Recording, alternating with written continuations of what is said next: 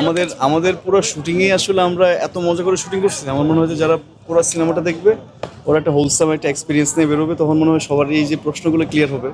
আমাদের প্রত্যেকটা আর্টিস্ট ওরা এত দারুণ পারফর্ম করছে, এবং আমরা চ্যালেঞ্জের কথা বলেন, আমার মনে হয় চ্যালেঞ্জ থেকে বেশি আমরা খুব ফুর্তি নিয়ে আনন্দ নিয়ে কাজটা করেছি। সো বাকিটা অডিয়েন্সের উপর। যেহেতু সময় নিয়ে একটা কথা হচ্ছিল, কেন দেরি হচ্ছিল, আসলে তার কতক্ষণ পরে আসলে বাচ্চাটা আদৌ আসছিল?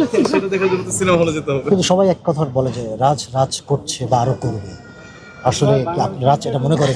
আমি সিনেমাটাই করতে চাইছি, সিনেমাটাই করছি। না, ইন্ডাস্ট্রিতে রাজ করবে সেটাই বলে, ইন্ডাস্ট্রিতে সে রাজ করছে এবং আরো করবে।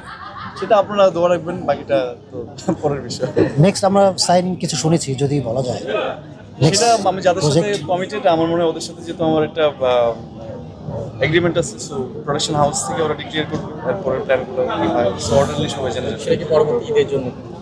সেটা নিয়ে এখন বলতে পারছি না আমি। তাহলে আমরা ধরে নিচ্ছি, হাসি দিয়ে ধরে নিচ্ছে যে পরবর্তী ঈদে ধামাকা দিতে আসছে রাজ। ইনশাআল্লাহ।